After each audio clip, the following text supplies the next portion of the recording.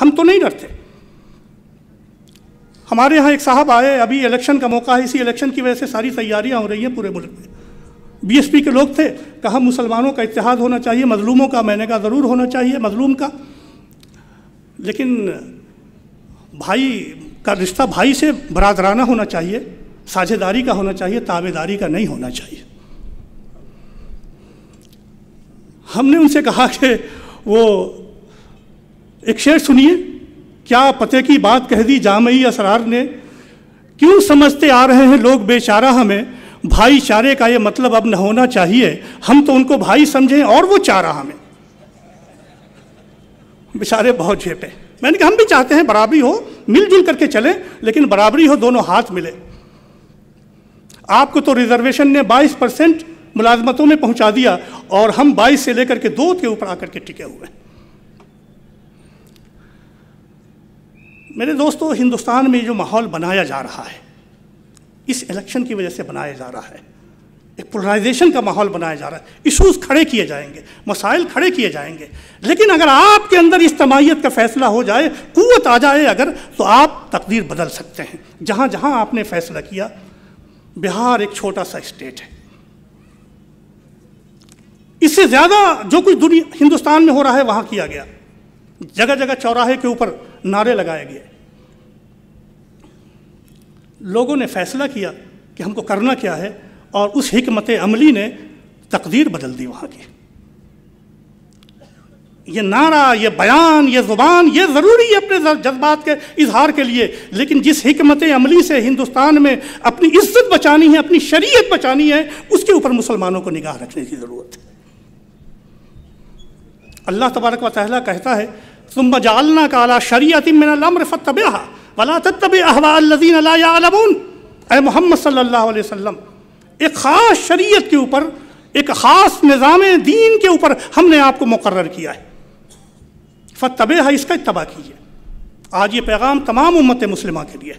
اگر آپ مسلمان ہیں, اگر آپ کلمہ پڑھتے ہیں, اگر آپ سجدہ کرتے ہیں, اگر آپ مسجد میں جاتے ہیں, اگر آپ کا رخ کعبہ شریف کی طرف ہے, تو آپ اس شریعت کا اتباع کیجئے جو اللہ نے آپ کو دیا ہے. وَلَا تَتَّبِعْ أَهْوَاءَ الَّذِينَ لَا يَعْلَمُونَ, اور ان لوگوں کا اتباع مت کیجئے جو شریعت کو جانتے نہیں, خواہ وہ صحافی ہوں, یا وہ نیتا جی ہوں, یا وہ سیاستدان ہوں, یا وہ دانشور ہوں, یا آسمان سے اترے ہوئے لوگ.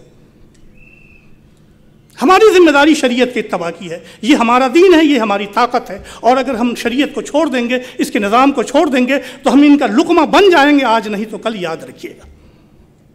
تو پہلا مسئلہ جو ہندوستان میں ہمارا ہے, وہ اپنی شریعت کی حفاظت کا مسئلہ ہے, اپنے دین کی حفاظت کا مسئلہ ہے, اور اپنے خاندان کو, اپنے بچوں کو اپنے دین پر باقی رکھنے کا مسئلہ ہے. اس کے لیے تمام مسلمانوں کو تیار ہونا چاہیے کہ جس طرح حضرت یعقوب علیہ السلام نے عہد لیا کہ آنے والے دنوں میں تم کس کی عبادت کرو گے, اسی طرح ہر مسلمان اپنے بچوں سے, اپنے بیویوں سے, اور اپنی عورتوں سے, اپنی بچیوں سے ان کی پوری دین کی تعلیم دے, اور اس کے بعد یہ عہد کرے کہ تم اور تمہاری نسل ہمارے بعد کس کی عبادت کریں گے. دوسرا مسئلہ ہندوستان میں اسلام کی اشاعت کا ہے. اللہ کے رسول صلی اللہ علیہ وسلم آخری رسول ہیں, امت مسلمہ آخری امت, اس کے بعد کوئی امت نہیں آئے گی. جس کو اقبال نے کہا کہ بے خبر تو جوہر آئین ایام ہے, تو زمانے میں خدا کا آخری پیغام ہے. اذان ہو رہی ہے, بسم اللہ الرحمن الرحیم. میں عرض کر رہا تھا کہ اب دوسرا مسئلہ ہندوستانی مسلمانوں کا ہے کہ جس دین کو وہ جانتے ہیں, اگر وہ سمجھتے ہیں کہ حق ہے, ان کا عقیدہ ہے کہ دین برحق ہے, تو اس کو چھپا کر کے نہ رکھیں. اس دین کو صرف اپنے دلوں کے اندر بند کر کے نہ رکھیں, اور اوپر سے بٹن نہ لگا لیں. اس دین کے دستور قرآن کریم کو جزدانوں میں بند کر کے طاقوں پہ نہ رکھیں, بلکہ لوگوں تک, انسانوں تک پہنچائیں. دین کو پہنچانا یہ امت مسلمہ کی ذمہ داری ہے. اللہ تبارک و تعالیٰ نے فرمایا, کنتم خیر امت اخرجت للناس, تم بہترین امت ہو جو لوگوں کے لیے برپا کی. کچھ لوگ تو ہیں جو اپنے لیے روزی کماتے ہیں, اپنے بچوں کا پیٹ پالتے ہیں, اپنے گھر کی فکر کرتے ہیں. امت مسلمہ کو اللہ تعالیٰ نے پوری دنیا کی فکر کرنے کے لیے پیدا کیا ہے. اخرجت للناس, تم کو صرف تمہارے لیے, تمہارے بال بچوں کے لیے پیدا نہیں کیا ہے. تم کو آفاقی امت بنا کر کے بھیجا ہے، دنیا والوں تک یہ نظام پہنچانا ہے، کیسے پہنچے گا؟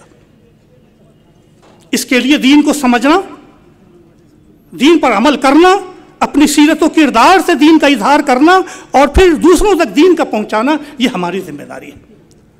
ایک بات میں کہنا چاہتا ہوں، کچھ لوگ یہ سمجھتے ہیں کہ دین کو غیر مسلموں تک پہنچانا یہ علماء کا کام ہے۔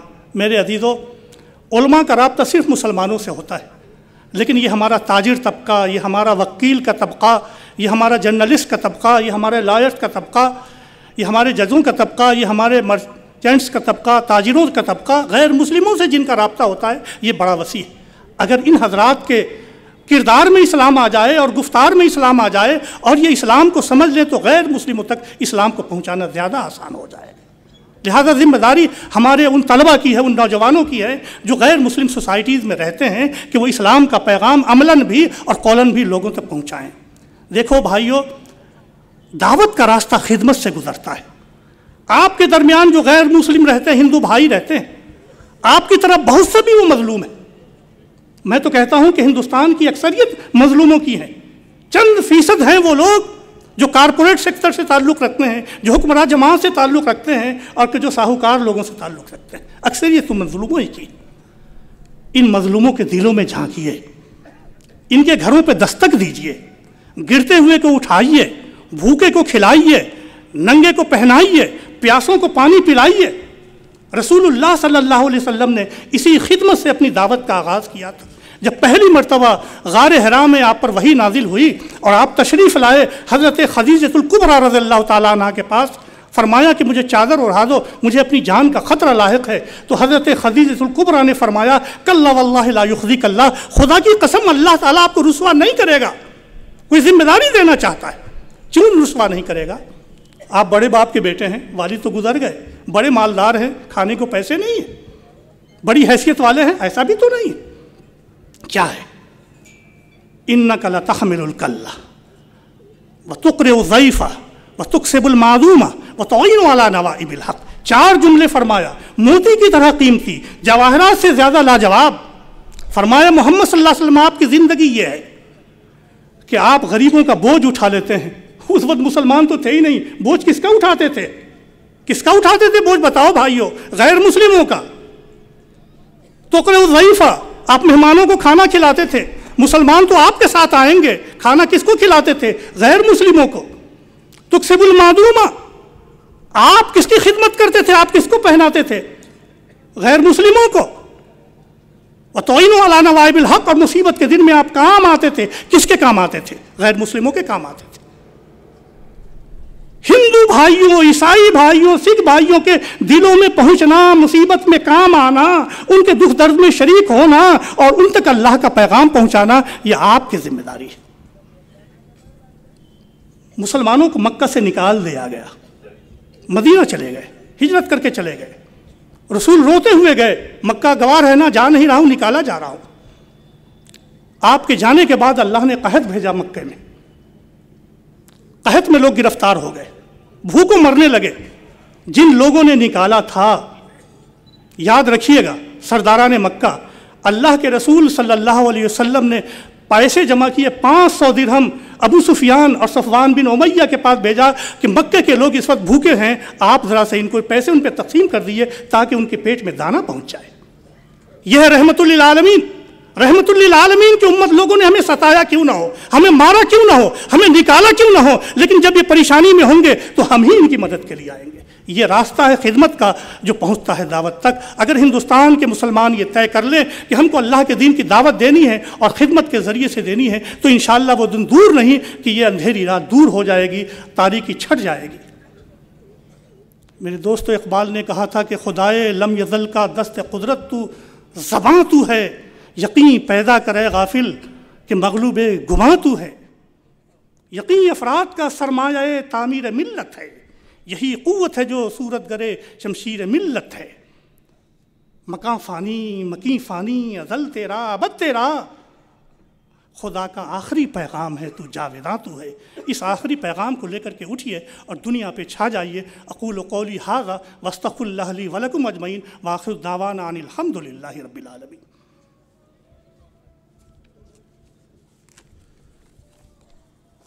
حضرات، ابھی آپ حضرت مولانا سعود عالم قاسمی صاحب کو تو زمانے میں خدا کا آخری پیغام ہے عنوان کے تحت سماعت فرما رہے تھے. انتہائی ایمان افروز اور دلوں کو، جذبات کو جلا دینے والی گفتگو آپ نے سماعت فرمائی. اب اس کے بعد چند اعلانات ہیں جو میں آپ کے سامنے عرض کر رہا ہوں. نماز جامع مسجد میں 2 بجے ہے، تو شرکاء کانفرنس سے میری گزارش ہے کہ نماز وہ وہیں پڑھے. اس سے پہلے آپ کو نہرو بھون جو جامع مسجد کے سامنے ہی ہے وہاں کھانا دیا جا رہا ہے. تمام ہی لوگ یہاں سے اٹھ کر نہرو بھون جائیں گے، وہاں آپ کھانا کھائیں گے. کھانا کھا کر آپ جامع مسجد میں نماز ادا کریں گے اور نماز پڑھتے ہی آڈیٹوریم میں آئیں گے، کیونکہ اگلا سیشن 2:30 بجے سے جو ہے شروع کرنا ہے. دوسری بات یہ ہے کہ دوسرے سیشن میں آپ کو فیڈ بیک فارم دیے جائیں گے اس طرح کے. اس میں اپنا نام، پتہ، ای میل ایڈریس وغیرہ لکھ کر اس کانفرنس سے آپ نے جو ہے کیا سے متعلق کیا آپ کے تاثرات ہیں، آپ کیا محسوس کرتے ہیں، اس پر آپ اپنا پیغام اور میسج لکھ کر یہاں پر جو ہے قریب ہی میں جو بکسے لگے ہوں گے اس میں آپ کو جو ہے اس میں ڈال کے جائیں. ایک بار پھر میں اعلان کر رہا ہوں کہ اس سال کا جو ہے کیلنڈر وحدت اسلامی کا وحدت جدید کے کاؤنٹر پر جو ہے موجود ہے، آپ جو ہے اس سے خرید لیں. اور سعیدی ہال میں جو لوگ ٹھہرے تھے ان کے جو ٹھہرنے کا انتظام کیا گیا تھا سعیدی ہال میں جامع مسجد کے اس گیٹ پر، تو وہ ہال آپ کو جو ہے خالی کرنا ہے اور اپنے اپنے جو بیگز ہے وہ اپنی اپنی جو ہے مطلب جو سواریوں میں جو ہے رکھنا ہے. تو یہاں پر یہ سیشن جو ہے ختم ہو رہا ہے. دعا کیجئے. سبحان اللہ بحمدہ، سبحانک اللہم بحمدک، نشہد ان لا الہ الا انت، نستغفرک ونتوب الیک. سبحان ربک رب العزت عما یصفون. جی، مقامی حضرات بھی کھانا کھائیں، کھانا کھائے بغیر نہ جائیں. بیرونی اور مقامی تمامی حضرات کے لیے کھانے کا انتظام کیا گیا ہے، لہذا تمامی حضرات کھانا کھا کر ہی جو ہے مطلب جائیں. نماز کے لیے جائیں. نماز 2 بجے ہے جامع مسجد میں.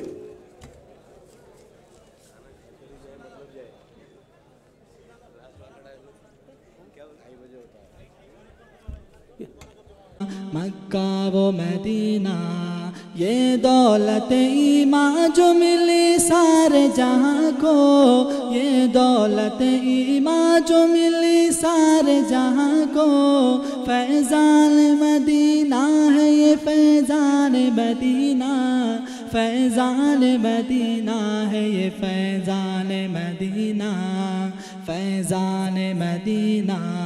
ساحل سے لگے گا کبھی میرا بھی سفینہ، دیکھیں گے کبھی شوق سے مکہ و مدینہ، مکہ و مدینہ، مکہ و مدینہ، مکہ و مدینہ.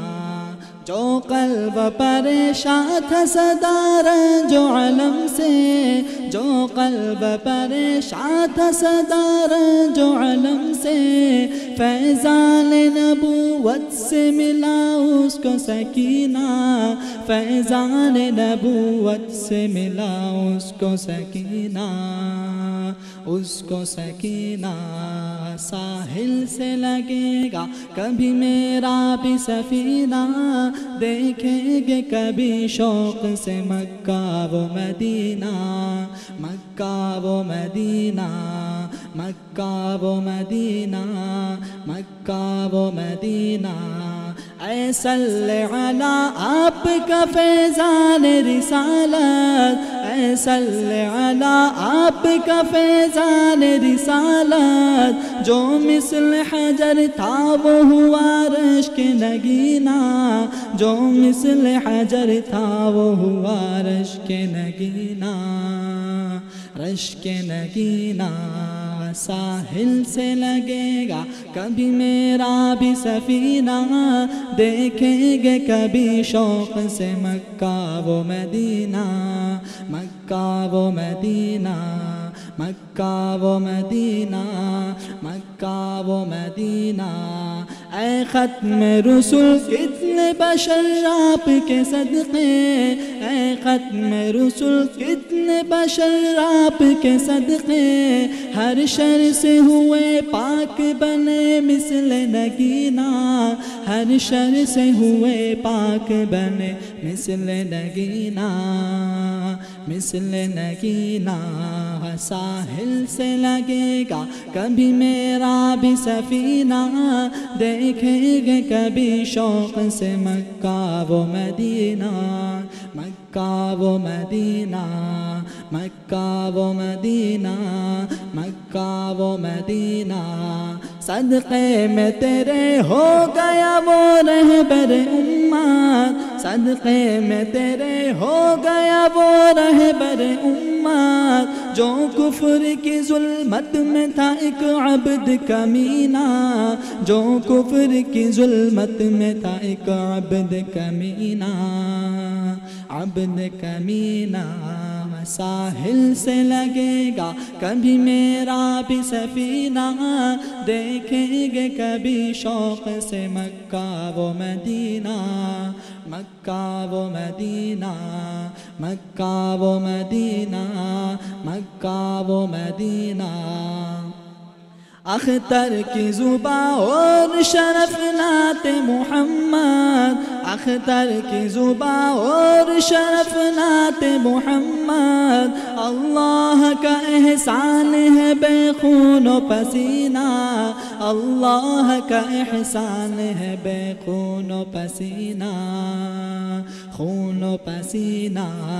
ساحل سے لگے گا کبھی میرا بھی سفینہ، دیکھیں گے کبھی شوق سے مکہ و مدینہ، مکہ و مدینہ، مکہ و مدینہ، مکہ و مدینہ۔ کی محنتوں کا یہ خوب میں نے سلا دیا، کسی غم گسار کی محنتوں کا یہ خوب میں نے سلا دیا، کہ جو میرے غم میں گھلا کیا اسے میں نے دل سے بھلا دیا، کہ جو میرے غم میں گھلا کیا اسے میں نے دل سے بھلا دیا۔ جو جمال روح حیات تھا، جو دلیل راہ نجات تھا، جو جمال روح حیات تھا، جو دلیل راہ نجات تھا، اسی راہ بر کے نقوش پا کو مسافروں نے بھلا دیا، اسی راہ بر کے نقوش پا کو مسافروں نے بھلا دیا، کہ جو میرے غم میں گھلا کیا اسے میں نے دل سے بھلا دیا۔ یہ میری عقیدت بے بسر، یہ میری ارادت بے ثمر، یہ میری عقیدت بے بسر، یہ میری ارادت بے ثمر، مجھے میرے دعوی عشق نے نہ صنم دیا نہ خدا دیا، کہ جو میرے غم میں گھلا کیا اسے میں نے دل سے بھلا دیا۔ میں تیرے مزار کی جالیوں ہی کی مدحتوں میں مگن رہا، میں تیرے مزار کی جالی ہی کی مدحتوں میں مگن رہا، تیرے دشمنوں نے تیرے چمن میں خزاں کا جال بچھا دیا، تیرے دشمنوں نے تیرے چمن میں خزاں کا جال بچھا دیا، کہ جو میرے غم میں گھلا کیا اسے میں نے دل سے بھلا دیا۔ تیرے بدر و احد کے باب کے میں ورق الٹ کے گزر گیا، تیرے بدر و احد کے باب کے میں ورق الٹ کے گزر گیا، مجھے صرف تیری حکایتوں کی روایتوں نے مزہ دیا، مجھے صرف تیری حکایتوں کی روایتوں نے مزہ دیا۔ میرے رہنما تیرا شکریہ کروں کس زبان سے بھلا ادا، میرے رہنما تیرا شکریہ کروں کس زبان سے بھلا ادا، میری زندگی کی اندھیری شب میں چراغ فکر جلا دیا، کہ جو میرے غم میں گھلا کیا اسے میں نے دل سے بھلا دیا۔ کبھی اے عنایت کم نظر تیرے دل میں یہ بھی کسک ہوئی، کبھی اے عنایت کم نظر تیرے دل میں یہ بھی کسک ہوئی، جو تبسم رخ زیست تھا اسے تیرے غم نے رلا دیا، کسی غم گسار کی محنتوں کا یہ خوب میں نے سلا دیا، کہ جو میرے غم میں گھلا کیا اسے میں نے دل سے بھلا دیا، کہ جو میرے غم میں گھلا کیا اسے میں نے دل سے بھلا دیا۔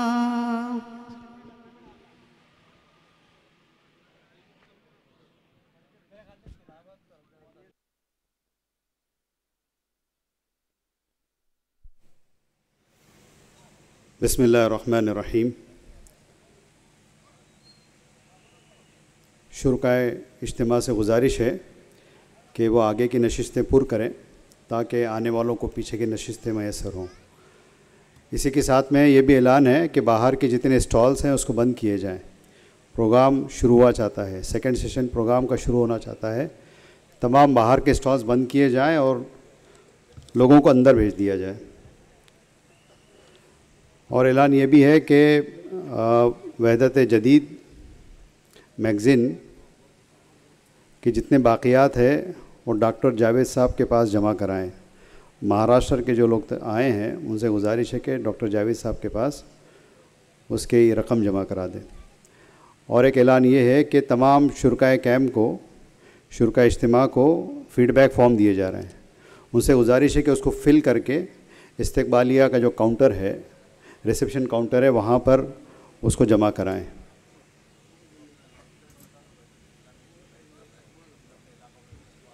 اور ایک اچھی خبر یہ ہے کہ یہ پورا اجتماع اس کو ہم نے لائیو رکھا ہے، وحدت اسلامی ہند .org، یہ وحدت اسلامی کی آفیشیل ویب سائٹ ہے۔ اس ویب سائٹ کے اوپر آپ کو لنک ملے گی، اس کو لنک کو کلک کرنے سے یہ پورا اجتماع گھروں میں بیٹھ کے بھی دیکھا جا سکتا ہے۔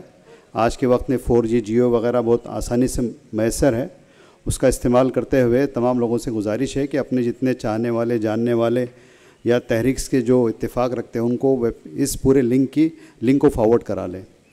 और जितने हमने व्हाट्सएप के ग्रुप्स बनाए हैं उन तमाम पर उसको हमने डाला है। तो आप लोगों से गुजारिश है कि उसका इस्तेमाल करें और वो ज़रिया हो सकता है हमारे इज्तिमा को घर घर तक पहुंचाने का।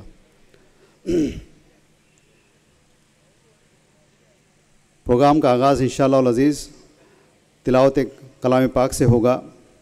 मैं दावत सुखन देता हूँ सोहेल पटेल साहब को, जिनका ताल्लुक़ गुजरात से है, कि वो आएँ और कुरान मजीद की तिलावत पेश करें। सोहेल पटेल साहब। वो वाला माइक लो ना सोहेल, माइक लो।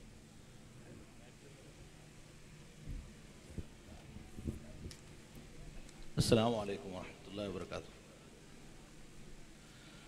अऊज़ु बिल्लाहि मिनश शैतानिर रजीम। बिस्मिल्लाहिर रहमानिर रहीम। वल फज्रि व लयालिल अश्रि वश्शफ़्इ वल वत्र वल लैलि इज़ा यस्र हल फ़ी ज़ालिका क़समुल लिज़ी हिज्र अलम तर Kaif फ़अल रब्बुक बिआद Iram ज़ातिल Imad अल्लती lump युख़लक़ मिस्लुहा fill बिलाद वसमूद अल्लज़ीन जाबु अस्सख़्र बिलवाद वफ़िरऔन ज़िल औताद अल्लज़ीन तग़ौ fill बिलाद फ़अक्थरू फ़ीहा अल-फ़साद फ़सब्ब अलैहिम रब्बुक सौत अज़ाब इन्न रब्बक लबिलमिरसाद फ़अम्मल इंसानु इज़ा मब्तलाहु रब्बुहु फ़अक्रमहु वनअमह फ़यक़ूलु रब्बी अक्रमन वअम्मा इज़ा मब्तलाहु फ़क़दर अलैहि रिज़क़ह फ़यक़ूलु रब्बी अहानन कल्ला बल ला तुक्रिमून अल-यतीम वला तहाद्दून अला तआमिल मिस्कीन वतअकुलून अत-तुराथ अकलन लम्मा वतुहिब्बून अल-माल हुब्बन जम्मा कल्ला इज़ा दुक्कतिल अर्दु दक्कन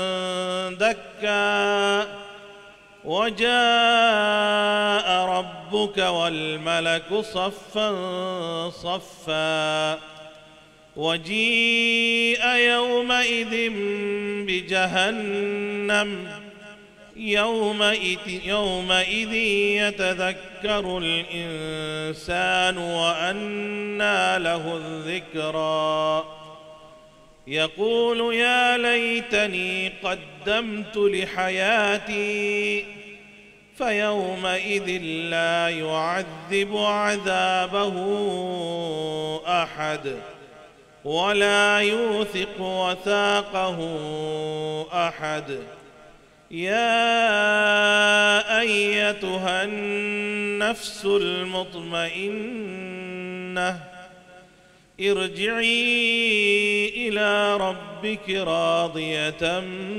मर्दिय्यह फदखुली फी इबादी वदखुली जन्नती। सदक़ल्लाहु अलज़ीम।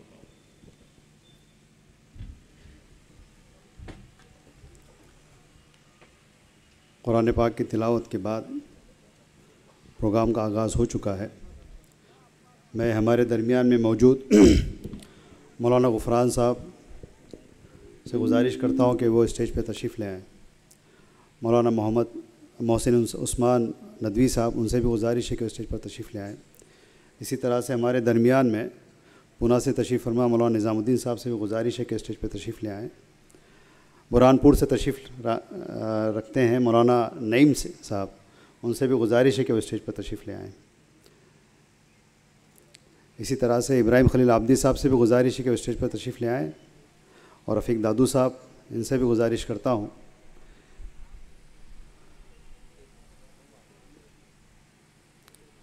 اس پروگرام کے اس دن بھر کے اس پروگرام کے دوسرے سیشن کی پہلی تقریر سے پہلے میں دعوت دیتا ہوں ڈاکٹر محمد مونس صاحب کو کہ وہ کلام اقبال پیش کریں. ڈاکٹر محمد مونس صاحب.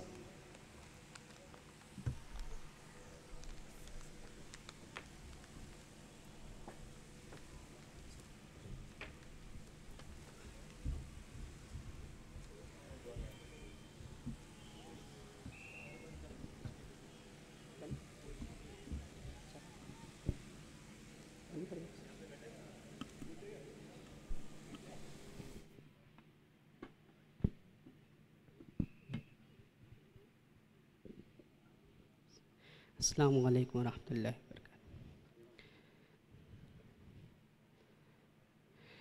آشنا اپنی حقیقت سے ہوئے دہقاں ذرا، آشنا اپنی حقیقت سے ہوئے دہقاں ذرا، دانا تو کھیتی بھی تو، بارہ بھی تو، حاصل بھی تو، دانا تو کھیتی بھی تو، بارہ بھی تو، حاصل بھی تو. آہ کس کی جستجو آوارہ رکھتی ہے تجھے، آہ کس کی جستجو آوارہ رکھتی ہے تجھے، راہ تو رہرو بھی تو، رہبر بھی تو، منزل بھی تو، راہ تو رہرو بھی تو، رہبر بھی تو، منزل بھی تو. کانپتا ہے دل تیرا اندیشہ طوفان سے کیا، کانپتا ہے دل تیرا اندیشہ طوفان سے کیا، نا خدا تو بحر تو، کشتی بھی تو، ساحل بھی تو، نا خدا تو بحر تو، کشتی بھی تو، ساحل بھی تو. دیکھ آ کر کوچے چاکے گریباں میں کبھی، دیکھ آ کر کوچے چاکے گریباں میں کبھی، قیس تو، لیلا بھی تو، صحرا بھی تو، محمل بھی تو، قیس تو، لیلا بھی تو، صحرا بھی تو، محمل بھی تو. وائے نادانی کہ تو محتاج ساقی ہو گیا، وائے نادانی کہ تو محتاج ساقی ہو گیا، میں بھی تو مینا بھی تو، ساقی بھی تو، محفل بھی تو، میں بھی تو، مینا بھی تو، ساقی بھی تو، محفل بھی تو، شعلہ بن کر پھونک دے خاشاک غیر اللہ کو، شعلہ بن کر پھونک دے خاشاک غیر اللہ کو، خوف باطل کیا کہ ہے غارت گرے باطل بھی تو، خوف باطل کیا کہ ہے غارت گرے باطل بھی تو،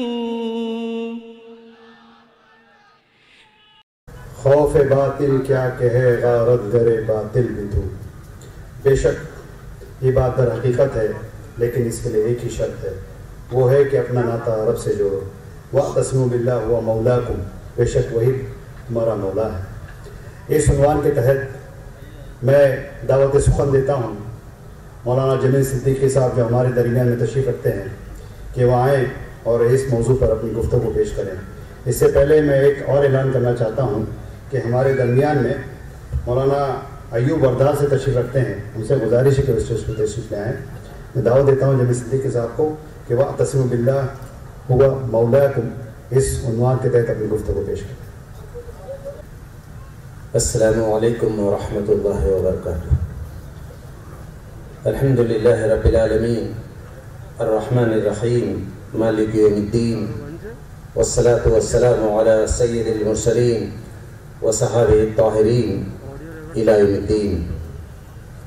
قال اللہ تعالی فی کتابہ المجید والفرقان الحمید، اعوذ باللہ من الشیطان الرجیم، بسم اللہ الرحمن الرحیم، وجاہدوا فی اللہ حق جہادہ هو اجتباکم وما جعل علیکم فی الدین من حرج ملت ابیکم ابراہیم هو سماکم المسلمین من قبل وفی ھذا لیکون الرسول شہیدا علیکم وتکونوا شہداء علی الناس فاقیموا الصلاة وآتوا الزکاة واعتصموا باللہ هو مولاکم فنعم المولا ونعم النصیر۔ گرامی قدر صدر مجلس، محترم علماء کرام، قابل قدر بھائیوں اور عزیز ساتھیوں، ایک انتہائی اہم موضوع پر جو ملت کی ایک بہت بنیادی ضرورت ہے، اس وقت ہمیشہ سے رہی ہے، لیکن امت مسلمہ جن نازک حالات سے اس وقت گزر رہی ہے، اس میں اس موضوع کی رات دہانی کے خاطر یہ کانفرنس منعقد کی گئی ہے۔ یہ ایک مہم جس کا آغاز یہاں سے ہو رہا ہے، اللہ تعالیٰ کا فضل ہے، اس کا احسان ہے کہ ہم اس میں شریک ہیں۔ محترم حضرات، اللہ تعالیٰ نے یہ کائنات بنائی ہے اور اللہ تعالیٰ نے ہی انسان کو بنایا ہے۔ اس کائنات کی بہت ساری قوتیں، بہت ساری چیزیں اللہ تعالیٰ نے انسان کی ضرورت کے لیے بنائی ہیں۔ قرآن مجید میں فرمایا هو الذی خلق لکم ما فی الارض جمیعا، زمین میں جو کچھ ہے وہ ہم نے سب تمہارے لیے بنایا ہے۔ یعنی گویا زمین کی ساری قوتیں، ساری افادیت کے جو پہلو ہیں وہ انسان کی نشو و نما اور انسان کی ضروریات کی تکمیل کرتے ہیں۔ خطبے میں عموماً حدیث پڑھی جاتی ہے الدنیا خلقت لکم، دنیا تمہارے لیے بنائی گئی ہے، لیکن کہیں یہ نہیں پڑھایا جاتا یا نہ پڑھا جاتا ہے کہ اور تم دنیا کے لیے بنے ہو، کہا جاتا ہے وَإِنَّكُمْ خُلِقْتُمْ لِلْآخِرَةِ، تم آخرت کے لیے بنائے گئے۔ تو اللہ رب العالمین نے ہماری جتنی ظاہری فزیکل ریکوائرمنٹس تھی، ضروریات تھیں، اس کی تکمیل کا پورا سامان کائنات میں فراہم کیا، لیکن اس نے ہمارا جو مقصد وجود تھا، ہماری جو روحانی ضرورت تھی، ہماری جو اخلاقی ضرورت تھی، اس کا بھی انتظام فرمایا، اور وہ انتظام رسالت کا نظام ہے۔ انبیاء علیہ السلام دنیا میں تشریفی سے لے لائے کہ انسان کا تعلق اللہ تعالیٰ سے جو ٹوٹ گیا تھا، یا انسان کا تعلق جو اللہ تعالیٰ سے کمزور ہو رہا تھا، اس کو دوبارہ سے اثر نو اس کو بحال کیا جائے یا اس کو اور مضبوط کیا جائے۔ یہ ہے وہ بنیادی بات جس کے لیے انبیاء علیہ السلام کا سلسلہ جو ہے اختیار کیا گیا. ہزاروں نبی اور رسول دنیا میں تشریف لائے اس لیے کہ انسان کا تعلق اللہ سے جوڑا جائے, اللہ تعالیٰ سے انسان کا تعلق بحال کیا جائے, یا کمزور ہے تو اسے اور مضبوط کیا جائے. آپ اندازہ کیجئے کہ یہ وہ چیز ہے جس کے لیے محمد رسول اللہ صلی اللہ علیہ وسلم بھی فائنلی تشریف لائے, کہ انسانیت کا تعلق اللہ تعالیٰ سے ٹوٹ چکا تھا, جس کے نتیجے میں انسانیت ذلیل ہو رہی تھی. انسانوں نے اپنے آپ کو خود ذلیل کر لیا تھا.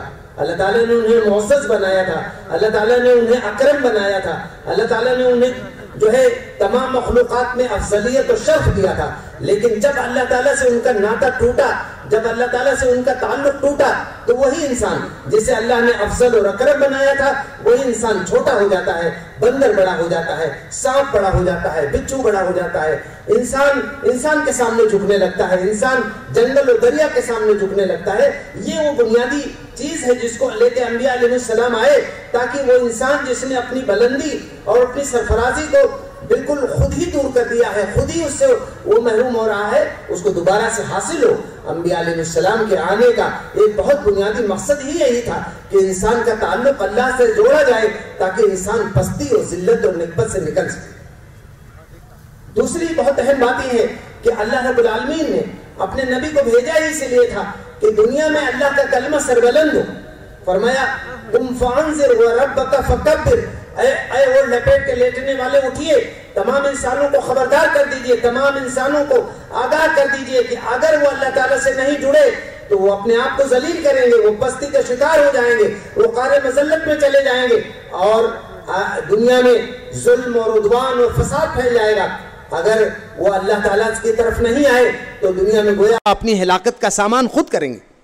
لیکن ایک اور بات کہی گئی, پیغمبر کی ذمہ داری اور پیغمبر کے بعد پیغمبر کے ماننے والوں کی ذمہ داری دی گئی, اور پیغمبر کو فرمایا اللہ تعالیٰ نے وَرَبَّكَ فَكَبِّرْ, آپ اپنے رب کی بڑائی کا اعلان کر دیجئے, اپنے رب کی بڑائی کو قائم کر دیجئے. یہ اللہ کی بڑائی قائم کرنا یہ پیغمبرانہ منشور میں ہے, یہ پیغمبرانہ مقاصد میں ہے.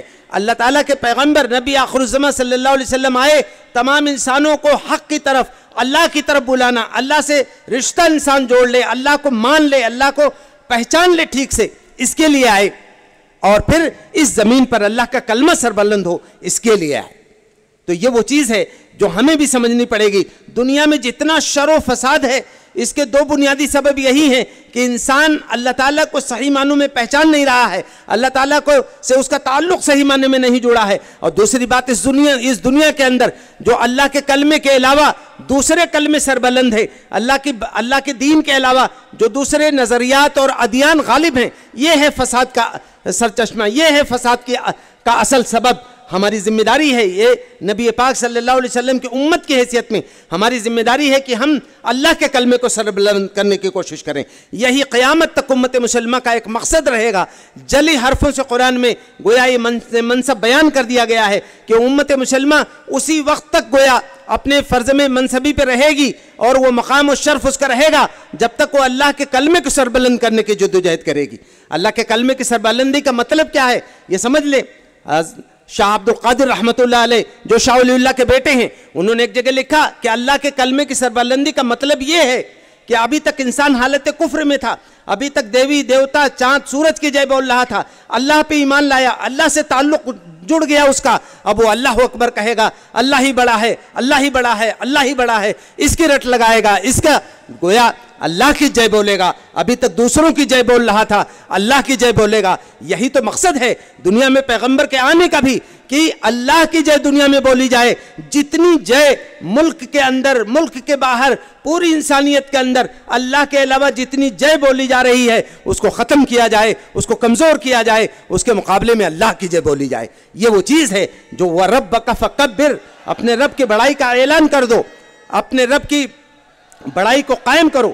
انہوں نے ایک عجیب بات کہا کہ یہ تو ابتدا کی بات ہے کہ ایک آدمی حالت کفر سے حالت ایمان میں آیا, اب دیوی دیوتاؤں اور دوسرے انسانوں اور مظاہر کائنات کی جے بولنے کے بجائے اللہ کی جے بولے گا. لیکن کہتے ہیں بعض لوگوں نے لکھا کہ یہی کل ہے. شاہ صاحب کہتے ہیں یہ کل نہیں ہے, یہ ابتدا ہے, یہ پہلا قدم ہے. اس کا آخری قدم یہ ہے کہ اس زمین پر اللہ کے علاوہ کسی کے نہیں چلے گی.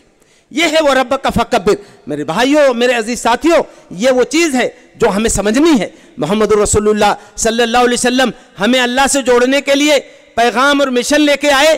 تو اللہ سے جوڑنے کا یہ مقصد بالکل نہیں تھا کہ ہم جوگی بن جائیں، ہم سنیاسی بن جائیں، ہم جا کے کسی غار و گفا میں پناہ لے لیں، وہاں اللہ کا ذکر کرتے رہیں. نہیں، اللہ کے پیغمبر کا اسوہ یہ ہے کہ اسی دنیا کے اندر جہاں اللہ کی بڑائی کے علاوہ دوسری بڑائیاں قائم ہیں، ہم اللہ کی بڑائی کا اعلان کریں گے، اس کو قائم کرنے کی کوشش کریں گے، اس کے نظام کو غالب کرنے کی کوشش کریں گے. یہ ہے وہ مشن، یہ ہے وہ ناطہ جب اللہ سے جڑے گا. ایک آدمی کا ناطہ اللہ سے جڑا ہے، بہت وضاحت کے ساتھ اس کو سمجھ لیجئے. وہ اللہ پر ایمان کا دعویٰ کرتا ہے اور نظام کفر غالب ہے اور ظالمانہ اور کافرانہ اور طاغوتی نظام پھل پھول رہا ہے، تو اس کا اللہ پر ایمان رکھنے، اللہ سے ناطہ جوڑنے کا اس کا دعویٰ محل نظر ہے.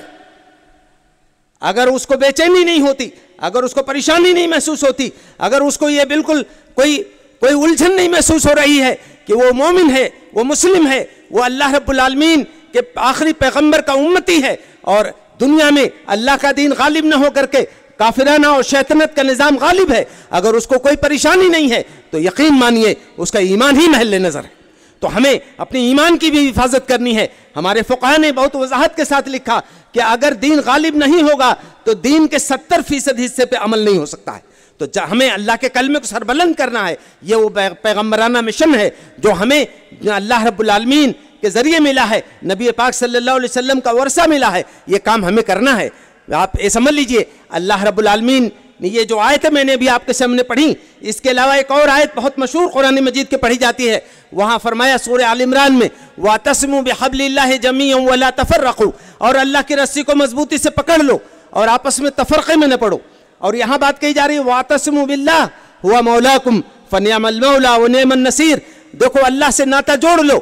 بعض دو لوگوں نے ترجمہ کیا، قدیم مترجمین نے، اللہ کا سہارا تھام لو. ایسا ترجمہ کیوں کرنے کی ضرورت پیش آئی؟ بات یہ ہے کہ یہ آیت ہی کی ضرورت کیوں پیش آئی؟ بات یہ ہے کہ اس سے پہلے جو آیتیں ہیں جو میں نے اسی لیے دانستہ طور پہ اس کو پڑھ دیا ہے، اللہ نے فرمایا وَجَاهِدُوا فِي اللَّهِ حَقَّ جِهَادِهِ، اللہ کے کلمے کو سربلند کرنے کے لیے اس انداز میں جہاد کرو، اس انداز میں اسٹرگل کرو کہ اس کا حق ادا ہو جائے. حق جہادی، جیسا کہ جہاد کرنے کا حق ہے تاکہ اللہ کا کلمہ سربلند ہو جائے، کفر کا زور ٹوٹ جائے. ایسا جہاد کرنے کے لیے فرمایا کہ تمہیں ہم نے دین میں کوئی حرج نہیں رکھا. مطلب یہ کوئی ایسی پابندیاں نہیں ہیں جو دین کے سربلندی کے لیے جائز حدود میں جو بھی کاوشیں تم کرو گے وہ سب اس کی اجازت ہے. گویا فرمایا کہ تمہارے باپ ابراہیم کا طریقہ، یہاں آگے فرمایا کہ ہم نے، اور اللہ یہ بعض لوگوں نے قوی بات ہی ہے ہوا سماکم المسلمین، اس نے تمہارا نام مسلم رکھا ہے. یہ اس کی ضمیر حقیقی طور پر اللہ ہی کی طرف جاتی ہے، اس نے تمہارا نام مسلم رکھا ہے. لیکن حضرت ابراہیم علیہ السلام کے ذریعے بھی قرآن مجید ہی کے ایک نص ہے کہ جب انہوں نے کہا ربنا وجعلنا مسلمین لک وذریتنا امۃ مسلمۃ لک، یہ امت مسلم کی بات ہے. یہاں ہمیں نسبت ابراہیمی کی یاد دلائی گئی، ہمارا نام مسلم رکھا گیا. یہ اللہ رب العالمین سے ناطہ جوڑنے والی یہ امت 2.25 ارب کی، کاش کی اسی لفظ کی لاج رکھ لیتی کہ ہم امت مسلم ہیں. 2.25 ارب کے لوگ اگر سچے معنوں میں امت مسلم ہو جائیں، امت مسلمہ ہو جائیں. امت مسلمہ کہتے ہیں ایک ایسا گروہ، ایک ایسی جماعت جس نے اپنی پوری زندگی اللہ کے حوالے کر دی ہو، جس کا اٹھنا بیٹھنا، سونا جاگنا، چلنا پھرنا، تعلقات، دوستی دشمنی، جنگ اور صلح، زندگی کے تمام ایسپیکٹ سب اللہ کے حوالے ہو چکے ہوں. معاف کیجئے، آج یہ امت مسلمہ یقیناً ہمیں فخر ہے، ہمیں سعادت کی بات ہے ہمارے لیے کہ ہم امت مسلمہ کے لوگ ہیں. لیکن ہمیں اپنے اس نام کی لاج رکھنی ہے، ہمیں اس نام کا حق ادا کرنا ہے، ہمیں اپنی پوری زندگی کے تمام معاملات کو اللہ کے حوالے کرنا ہے. اللہ رب العالمین کے اشارے پہ سارے کام ہونے چاہیے. دنیا کو دیکھ کے سمجھ میں آئے کہ یہ ایک وہ گروہ ہے جو واقعی امت مسلمہ ہے، جس نے اپنے آپ کو اللہ کے حوالے کر رکھا ہے. معاف کیجئے، عمل کا اور دعوے کا تناقض، عمل اور دعوے میں جو فرق ہوتا ہے وہ فرق اگر رہے گا زیادہ دیر تک تو ہماری حالات جتنے ابھی ہماری صورتحال جتنی ابھی خراب ہے اس سے زیادہ خراب ہونے کا اندیشہ ہے. اللہ تعالیٰ ایسی نحوست سے ہمیں دور رکھے. جو سچا نام ہمیں دیا گیا ہے اس نام کی ہم لاج رکھیں، اس کے پورے وقار کا لحاظ رکھیں اور صحیح معنوں میں امت مسلمہ بننے کی کوشش کریں. میں نے یہ بات اس لیے وضاحت نص کی کہ یہاں چونکہ جہاد کی بات ہے، شہادت حق کی بات ہے، کفر کے غلبے کو توڑ کر کے اللہ کے کلمے کو سربلند کرنے کی بات ہے، اس لیے وَاعْتَصِمُوا بِاللَّهِ کا قرینہ لایا گیا ہے. تم اللہ سے جڑ جاؤ. جو اللہ سے جڑ جائے گا, جس کا ناطہ اللہ سے ہو جائے گا, اللہ کی ساری قوتیں, اللہ تعالیٰ کی اس کائنات کی ساری چیزیں اس کی معیت میں آ جائیں گی, اس کی پشت پہ آ جائیں گی, اللہ تعالیٰ کی مدد اس کے شامل حال ہوگی. گویا اللہ سے, اللہ کے کلمے کو سربلند کرنے کے لیے یہ امت مسلمہ اٹھے تو اللہ رب العالمین سے گویا اللہ سے ناطہ بنانے, سنوارنے اور تعلق جوڑنے کے نتیجے میں اللہ کی مدد کہ ہم مستحق ہوں گے. اللہ تعالیٰ ہم پہ توجہ فرمائے گا, محبت کی نگاہ کرے گا, ہماری کمزوریوں کو دور کرے گا. اسی کمزور حالت میں بھی ہمیں وہ قوتیں عطا کرے گا کہ کفر کا زور ٹوٹ جائے. اس وجہ سے یہاں واعتصموا باللہ لایا گیا ہے تاکہ کفر کے مقابلے میں اللہ کا سہارا پکڑنے کی بات ہے. یہ ایک جگہ نہیں ہے, قرآن میں اور جگہوں پہ ہے کہا کہ وَإِن تَنْصُرُوا اللَّهَ يَنْصُرْكُمْ وَيُثَبِّتْ أَقْدَامَكُمْ. اگر تم اللہ کی مدد کرو گے تو اللہ تمہاری مدد کرے گا. اللہ تمہاری مدد کرے گا مطلب تمہارے قدموں کو جمع دے گا. اللہ تعالیٰ تمہیں حوصلہ دے گا, تمہیں سخت حالات میں سکون و طمانینت دے گا.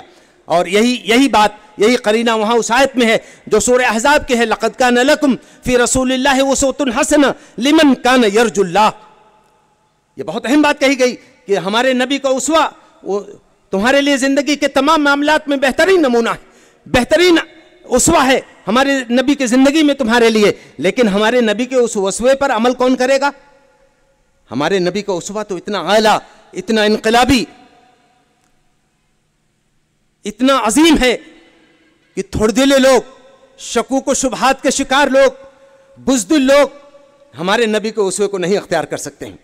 عجیب و غریب بات کہی گئی کہ یہ لقد کان لکم فی رسول اللہ اسوۃ حسنہ, بلا شبہ رسول اللہ کی زندگی میں تمہارے لیے بہترین نمونہ ہے.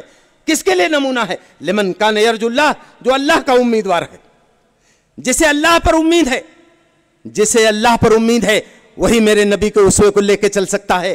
جسے اللہ سے امید نہیں ہے, جو اللہ رب العالمین سے مایوس ہو گیا ہے, چاہے وہ قوم ہو, کوئی جماعت ہو, کوئی تنظیم ہو, جو اللہ سے مایوس ہو جائے اسے دنیا میں کوئی مدد نہیں کر سکتا ہے. بتایا جا رہا ہے کہ نبی کے پورے مشن کو, نبو کے پورے اسوے کو لے کر کے کھڑا ہونے کا کام یہ وہ لوگ کریں گے جنہیں اللہ پر امید ہے. میں آپ سے عرض کر دوں, ایک موقع ہے, رومیوں سے جنگ چل رہی تھی, حضرت خالد ابن ولید رضی اللہ عنہ سے ان کے خفیہ نظام کے ذمہ دار نے آ کے کہا, امیر لشکر آج رومیوں کی فوج بہت زیادہ ہے, ہماری تعداد 30,000 ہے, رومی 2.5 لاکھ ہیں.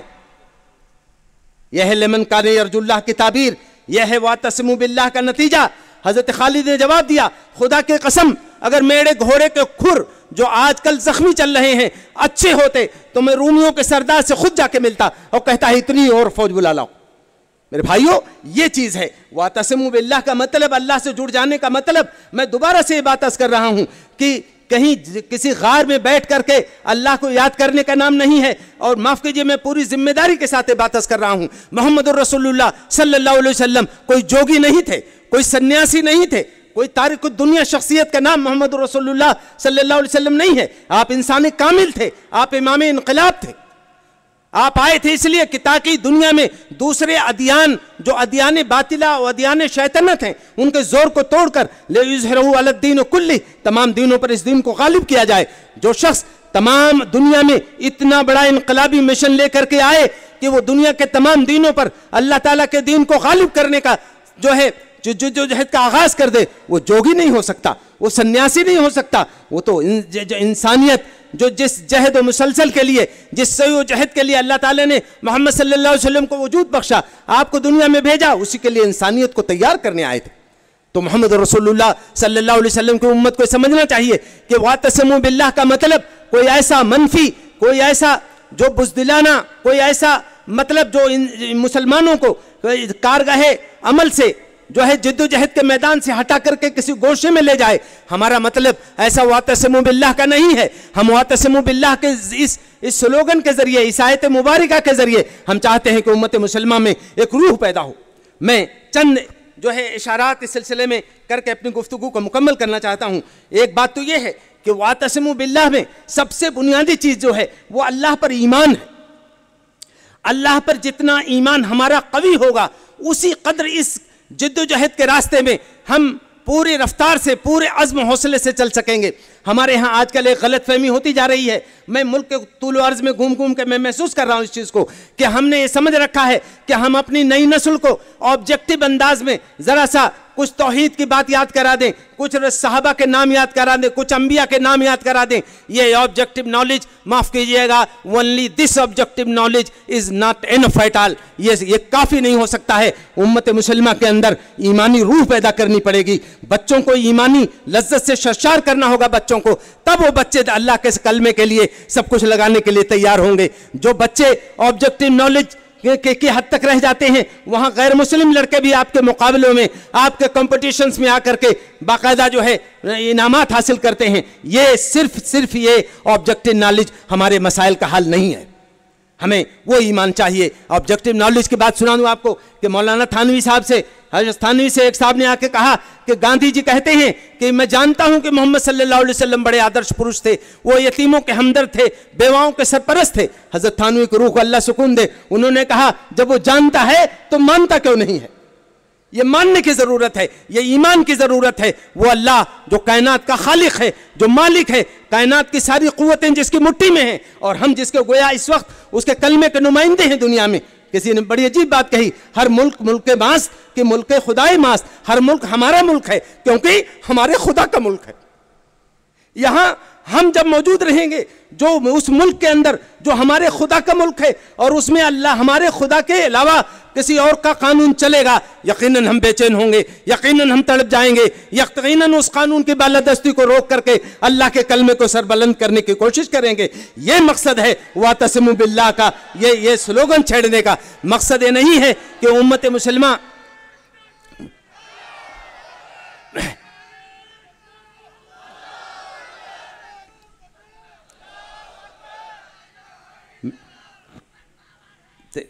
मैं दूसरी जो बात एक ज़रूरी करनी चाहता हूँ आपसे कि ये जो वातसिमु बिल्लाह है, ये अल्लाह से नाता जोड़ना है।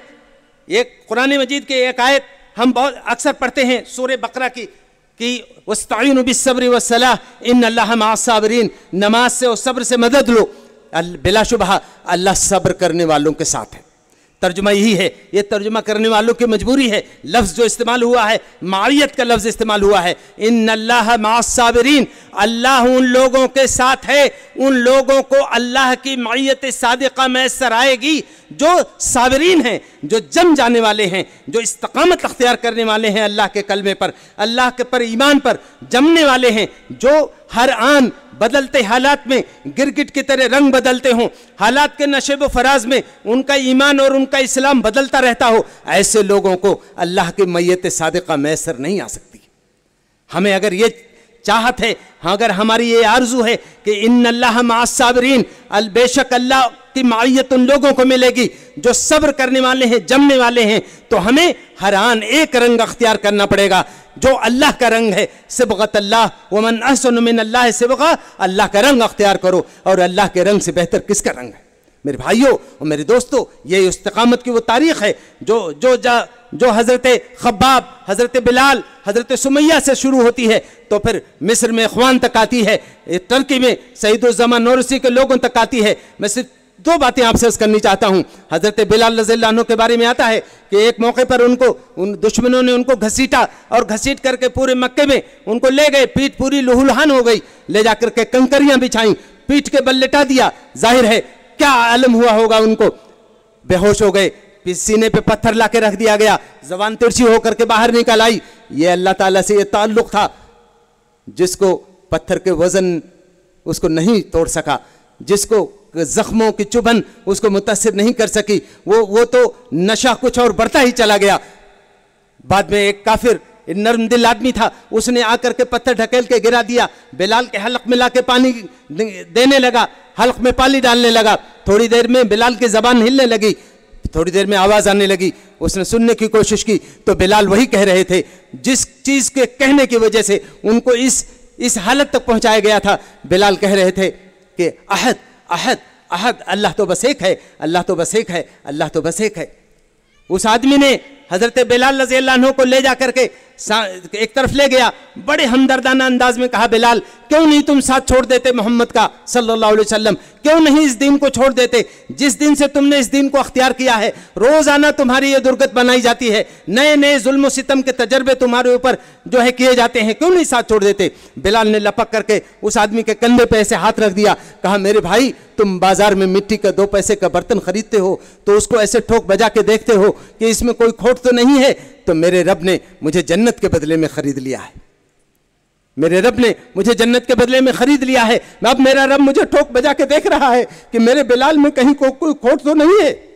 میں بہت ادب کے ساتھ عرض کر رہا ہوں، یہ استقامت، یہ واعتصموا باللہ کا تقاضا یہ ہے، جب ہم اللہ سے جڑیں اور اللہ کے کلمے کے نتیجے میں کچھ پریشانیاں اور کچھ جو ہے مسائل آئیں، ہم استقامت